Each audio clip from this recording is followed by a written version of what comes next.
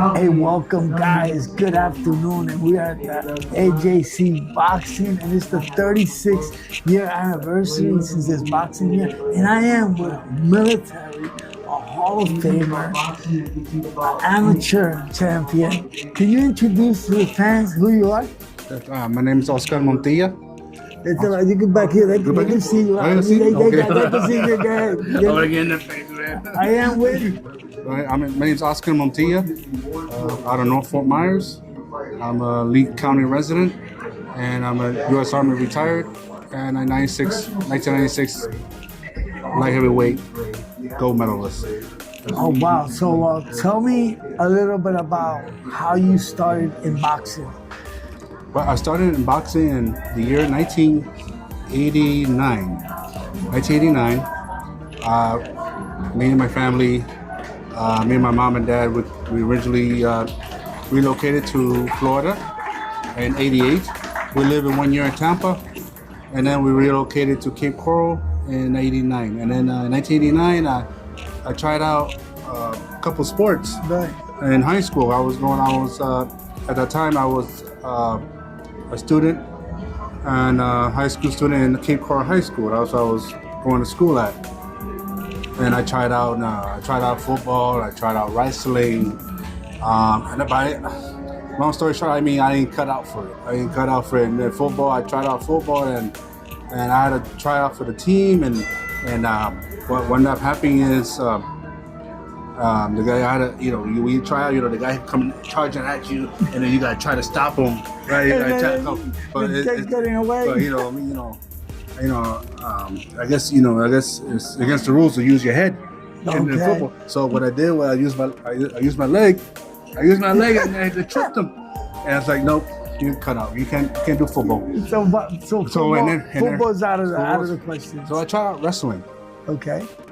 And I tried out for wrestling. I was wrestling a dude, and the dude was rough, and of course, I took it personal, I guess, and.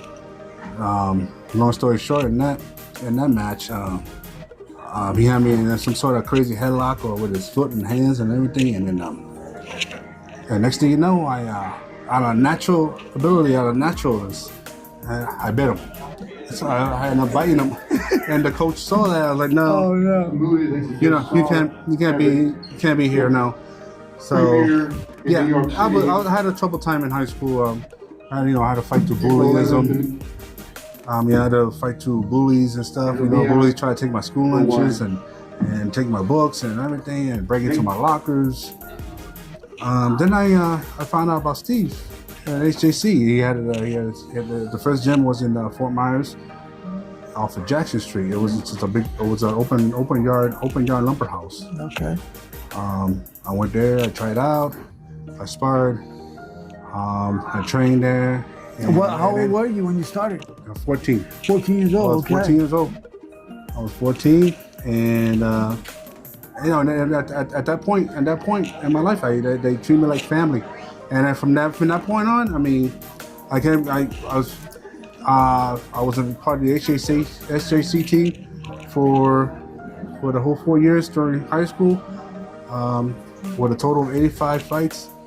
85 amateur fights. How long before you started? How long you trained before you started the amateur? You got in there right away? I got in there right away. Oh, yeah. So you knew it was for you. Right? Hey, football wasn't for him. He tried wrestling. Biting ain't gonna pass it. So you know what? Let's fight. So then tell me, how was your amateur experiences going on before you became professional? Man, it was a lot of up and downs. A lot of up and downs. You win some and lose some. Really, 85. I had total 85 fights, but really I have a total of over 100 fights. I have over 113 fights. 130 fights total because I joined the Army in 1994. And so after HJC, after I graduated high school, and I joined the Army, and I did some Army smokers. I did some Army smoker team. I joined the Army smoker team in 1996. And that gave me the opportunity. That gave me the opportunity to try out for the '96 Olympic team for Atlanta. Okay, wow. So man, so, I mean, that's pretty awesome. How was that experience out there trying out for the Olympic USA Olympic team, man? Oh man, it was a blessing. It was a blessing. It was a blessing.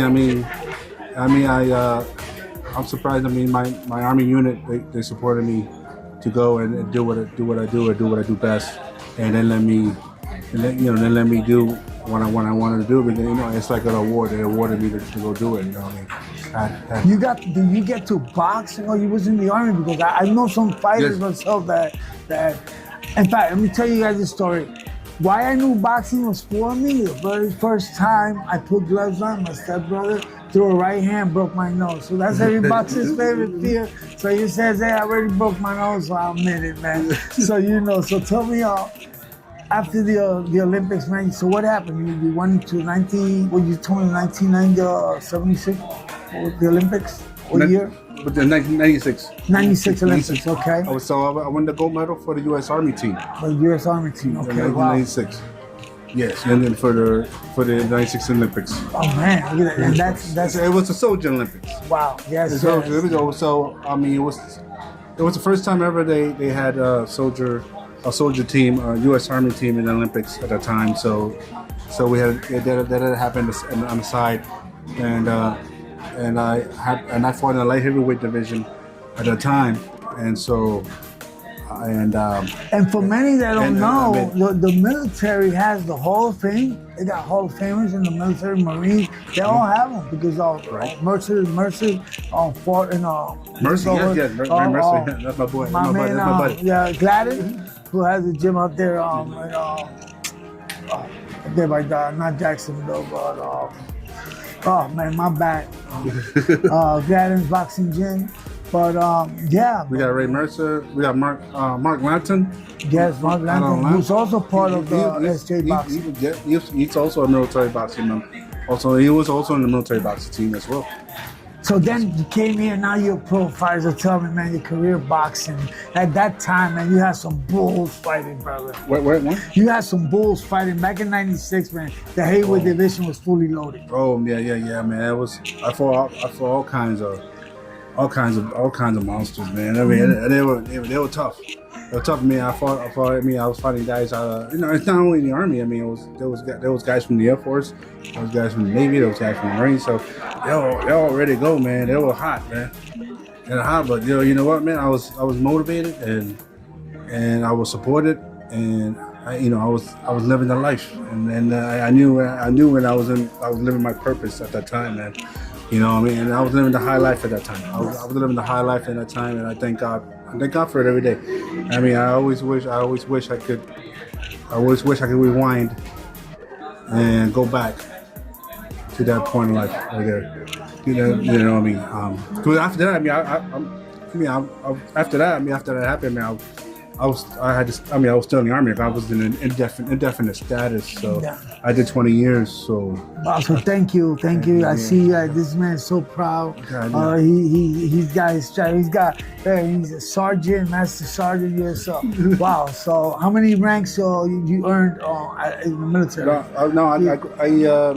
I retired as an E6. Okay. E6 staff sergeant, and I came from the 101st Airborne Air Assault Infantry. Okay. And that was my one and only true family out of the 101st. And now SG, Stephen Cannon, and Alexander, Robert Alexander, this family here, what have they done? I mean, as far as you've been here, man, I mean, these guys, the Florida Boxing Hall of Fame, they're my every year. They're my back. They always have my back. They had my back the whole time. In and out of the military, they had my back the whole time. They were my backbone. They supported me. They supported me more than my own family. To tell you the truth. I mean, sorry, it sounds cold, but it does. Just because you have somebody that's blood related doesn't mean that they're it. No. And I hear that from a lot of even youngsters that boxing has saved their life. You know, they have found a place or a gym Yes. and it's a family because that's what it is. And people think it's a brutal sport. You know, it's a sport just like any other. Right. You know, I tried out like earlier, like tried out for all these other sports, and you know, that didn't put me on on a straight narrow road. You know what I mean? Coming to HJC, coming and being in the sport of boxing, and did put me in a small narrow road, and it put me to this direction where I had to serve my country, and then it gave me the opportunity to serve my country and represent my country in the Olympics, and then I said as a 11 Bravo infantryman, you know, and you know it gave me in the right direction. Hey, you know what I mean? And you are in the Hall of Fame here also. Yes, I was inducted in 2017. 2017, we have another Hall of Famer here.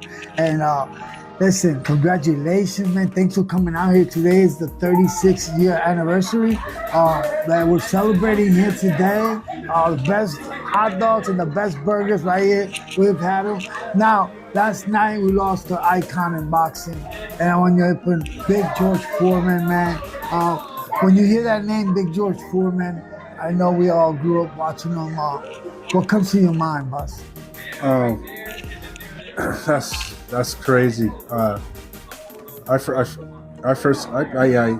got these alert texts. I got these alert messages on my phone, and I got that. And it said George Foreman dead at the age of 76. That's like, hey, I thought it was fake news in the beginning. I thought it was fake news, and then I kept looking, and I started researching. And I started Googling, and I was like, oh shit, this is real. It's like, wow, it was unexpected. It was very unexpected. Never thought of it. George Foreman was always he was always like a role model. Inside and outside the ring. Inside and outside the ring, you know. I mean, especially he was a role model because he was a Christian man. He was a church man, and sometimes they gave me a reason to maybe go to church and go back to church. I mean, but he was a true man of God, a lethal fighter, a role model, and I always looked up to him. I always loved. I mean, he hit like a tank, and he hit like a bulldozer, man. He reminded me every time I just hear when those punches land when he fought George Clooney. I mean, those punches land like artillery is coming down. You know what I mean? It was coming down, and it was just blasting away, man. I mean, I can just hear it. Man. It's like artillery coming down. And you know what? He became the oldest to capture the belt at age of 45 when he beat the young 26-year-old unbeaten Michael Moore. So that was historical. Right. I followed him. I followed him for a long time. During that time, I followed him. You know, he started out as a rough kid in the neighborhood. Yeah.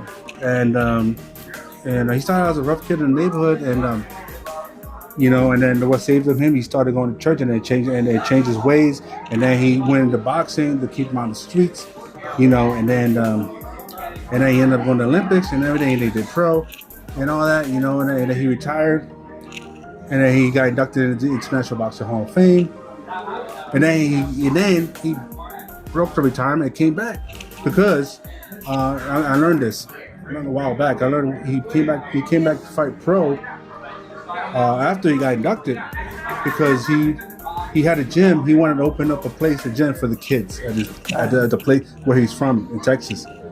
He wanted to open up a place for the kids to keep the kids off the street. He needed money to open up the gym to keep the kids off the street, and that's the only reason why he came back to fight pro in the mid 40s, and that's admirable. Hey man, thank you so much. Hey, this is it. George, we're going to miss you, man. And my condolences go to the family and friends. And thank you so much for taking time to talk to me right now. Thank you so much. Thank you so much for talking to me. And we're gonna be in June for the induction of the 25 class for the Boxing Hall of Fame, and we hope to see you there, man. Keep punching, and God bless. We'll be right back after this. Thank you.